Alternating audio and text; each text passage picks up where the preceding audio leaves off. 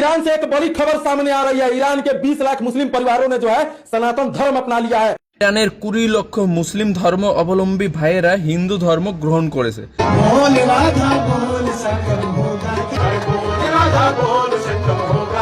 রাধা নাম জপ করছে। হ্যাঁ, ঠিকই শুনেছো ভাই, ইরানের যে মুসলিম সম্প্রদায়ের ভাইয়েরা ছিল তারা রাধা নাম জপ করছে, তাও তোমার হিন্দু ধর্ম গ্রহণ করার পরে সবাই একসঙ্গে মিলিত হয়ে এই যে অনুষ্ঠান, মানে ঠাকুরের যে অনুষ্ঠান সেটা করছে।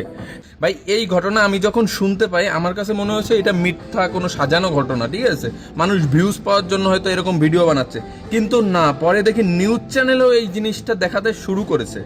এখন ঘটনা আমি বলি, কিছুদিন আগে আমরা দেখেছি খামেনির সময়ে, ঠিক আছে, খামেনি যখন বেঁচে ছিল তখনই মুসলিম মহিলারা পদ্মা প্রথার বাইরে আসার জন্য পুরো মানে কি বলবো উত্থাল পাতাল শুরু করেছিল, আন্দোলন এগুলো করেছিল।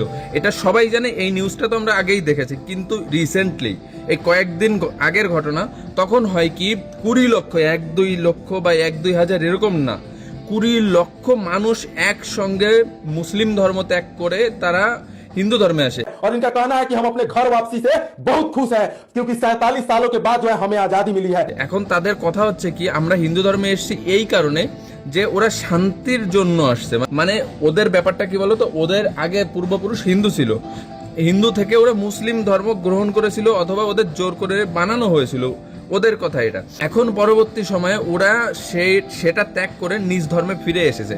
এরকম একটা না, হাজার হাজার ভিডিও ভাই সামনে আসছে।